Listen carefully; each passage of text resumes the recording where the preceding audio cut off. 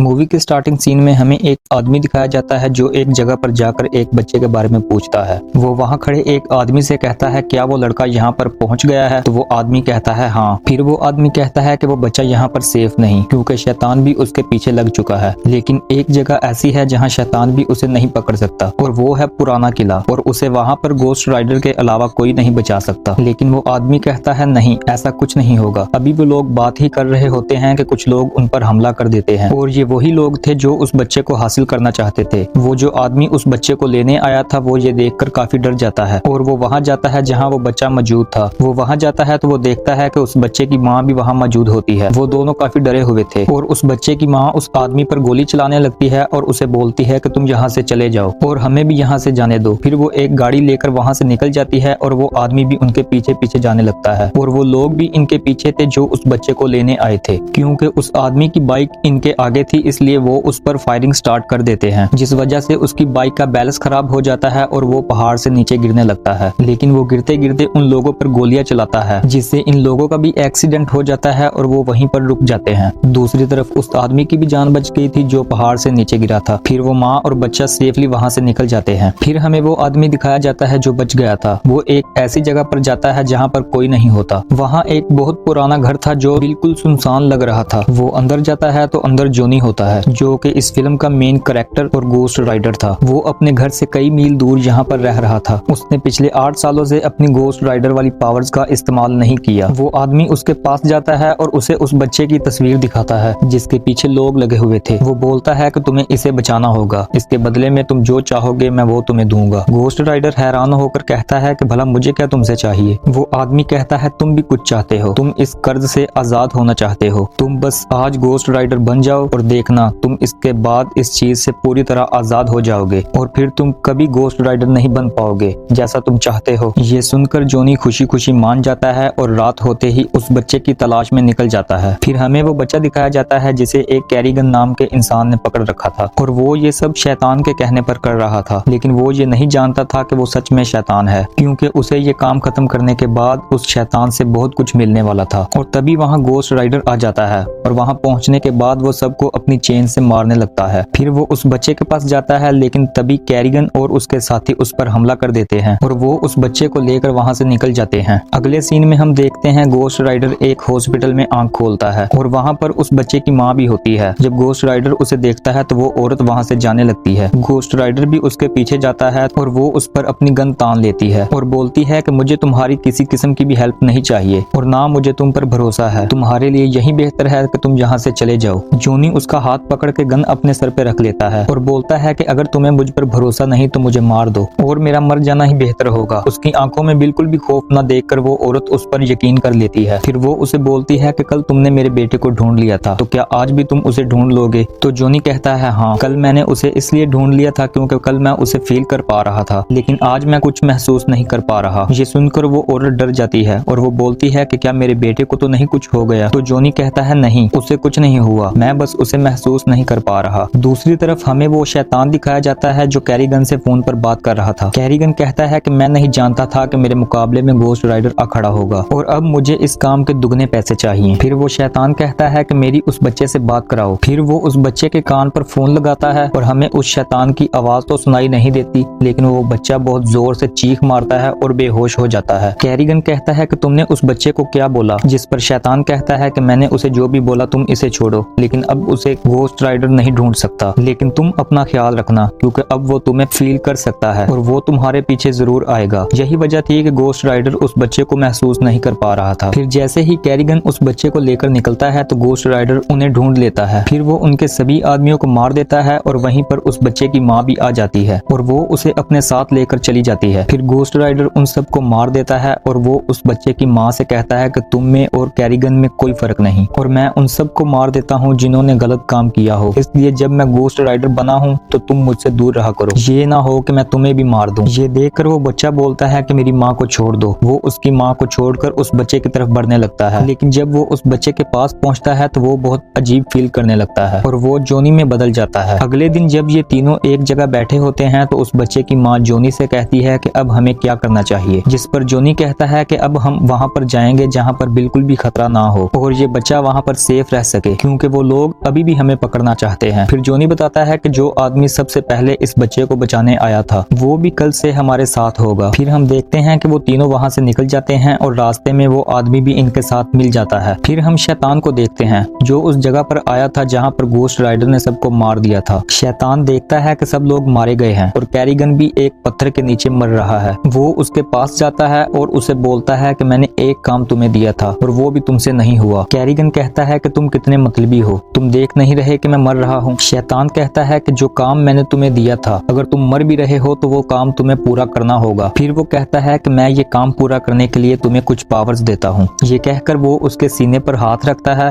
और देखते ही देखते कैरिगन काफी बदल जाता है और वो भी एक शैतान की तरह दिखने लगता है। उसके पास काफी पावर्स आ गई थी और फिर वो उस बच्चे को ढूंढने निकल जाता है। फिर हमें दिखाया जाता है कि कुछ साल पहले उस बच्चे की माँ ने एक बिल्डिंग से कूदकर खुदकुशी करने की कोशिश की थी और तभी वो शैतान उसके पास आया था और उसने कहा था कि मैं तुम्हें बचाऊंगा लेकिन बदले में तुम्हें मुझे कुछ देना होगा। और उस शैतान ने उससे वो बच्चा लिया था और जब वो बच्चा 13 साल का होगा तो वो शैतान एक रस्म करेगा और अपनी पावर्स उस बच्चे में ट्रांसफर करेगा और फिर वो बच्चा भी शैतान बन जाएगा। दूसरी तरफ हमें इन लोगों को दिखाया जाता है जो एक सेफ जगह पर जा रहे थे जहाँ वो बच्चा सेफ रह सके। रास्ते में हमें दिखाया जाता है कि उस बच्चे की और जॉनी की काफी अच्छी दोस्ती हो जाती है। पहले तो जॉनी उस कर्ज से आजाद होना चाहता था लेकिन अब उसे भी उस बच्चे की फिक्र होने लगी थी। फिर वो जगह भी आ जाती है जहाँ वो जाना चाहते थे। वहाँ पर जाकर जॉनी बहुत अच्छा महसूस कर रहा था। वहाँ के लोग बहुत अजीब दिखते हैं। उसके बाद जॉनी और वो आदमी आपस में बात कर रहे होते हैं। जॉनी बोलता है कि मेरे अंदर कौन सा जिन या कौन सा ऐसा शैतान है जिसकी पावर्स हैं मेरे अंदर। वो आदमी एक धार्मिक होता है, एक पादरी होता है। वो उससे कहता है कि ये एक फरिश्ता था जिसका काम इंसाफ करना होता था। फिर इसे जहन्नम भेज दिया गया गुनाहगारों को सजा देने के लिए और उसे गोस्ट राइडर कहा गया और अब वो तुम्हारे अंदर है। फिर हम देखते हैं जॉनी को एक ऐसी जगह ले जाया गया जहाँ पर उसमें से गोस्ट राइडर को निकाल देते हैं और अब वो एक नॉर्मल इंसान बन चुका है। वो बहुत खुश था। जब वो बाहर आता है तो वो देखता है कि उस आदमी को उन लोगों ने पकड़ रखा था जिनके पास वो उस बच्चे को लेकर आए थे। वो कहते हैं कि हमें इस बच्चे को मारना होगा क्योंकि इसके अंदर शैतान की ताकत है और ये बच्चा हम सब के लिए खतरा है। वो आदमी कहता है कि जब तक ये बच्चा 13 साल का नहीं हो जाता तब तक हमें कोई फिक्र करने की जरूरत नहीं और कल ये 13 साल का हो जाएगा। बस हमें कल तक ध्यान से रहना होगा। अगर कल का दिन गुजर गया तो फिर ये बच्चा कभी भी शैतान नहीं बनेगा और इसकी पावर्स खत्म हो जाएंगी। लेकिन वो लोग इनकी एक नहीं सुनते और उस बच्चे को बाहर ले जाते हैं और वो लोग उस बच्चे की गर्दन काटने ही वाले होते हैं कि तभी वहाँ कैरिगन आ जाता है। जैसा कि अब उसके पास काफी ज्यादा पावर्स थी इसलिए वो उन सबको जलाकर मार देता है और उस बच्चे को उठाकर शैतान के पास ले आता है। फिर वो शैतान उस बच्चे के साथ बहुत प्यार से बात करता है और वो बोलता है कि देखो मैं कितना बूढ़ा हो चुका हूँ और मेरा जिस्म कितना कमजोर हो चुका है और तुम खुद को देखो तुम कितने तेज हो और तुम आधे शैतान और आधे इंसान हो क्योंकि तुम्हारी माँ एक इंसान है और तुम मेरे बेटे हो। फिर वो उसे बोलता है कि मेरा जिस्म कहाँ इतनी पावर्स को काबू करेगा लेकिन तुम इन सभी पावर्स को काबू कर सकते हो। वो शैतान ऐसा इसलिए कर रहा था क्योंकि वो अपनी सारी पावर उस बच्चे में ट्रांसफर करके खुद को स्ट्रॉन्ग बनाना चाहता था। फिर वो उस बच्चे को एक इंजेक्शन लगाते हैं और उस बच्चे को वहाँ पर ले आते हैं जहाँ पर ये सारा प्रोसेस होना था। वहाँ पर सभी लोग कुछ बोलने लगते हैं और वो बच्चा भी उनके कंट्रोल में आने लगता है और वो सेम वर्ड्स बोलने लगता है। दूसरी तरफ वो तीनों भी वहाँ पर आ जाते हैं। जॉनी, उस बच्चे की माँ और वो आदमी, वो दोनों किले के अंदर जाते हैं और उस बच्चे की माँ उन लोगों को शूट कर रही होती है जो इनका रास्ता रोकते हैं। वो आदमी जॉनी से कहता है कि तुम जाओ और जाकर उस बच्चे को बचाओ। जब जॉनी उस बच्चे को बचाने जाता है तो वो देखता है कि वो रस्म तो पूरी होने वाली है। वो भाग कर जाता है और उस शैतान को पंच मारता है जिससे वो शैतान दूर जाकर गिरता है। क्योंकि उस शैतान की बॉडी बूढ़ी थी इसलिए वो नीचे गिर जाता है। फिर वो उस बच्चे से बोलता है कि जल्दी आओ मेरे साथ, हम यहाँ से निकल रहे हैं। लेकिन वो बच्चा उस पर कोई ध्यान नहीं देता क्योंकि वो शैतान के वश में था। जॉनी अपना हाथ आगे करके उसे पकड़ने लगता है लेकिन उसका हाथ अपने आप ही मुड़ने लगता है। फिर वो शैतान उसे हिट करता है और वो दूर जाकर गिरता है। दूसरी तरफ वो आदमी भी उन सबको मार रहा था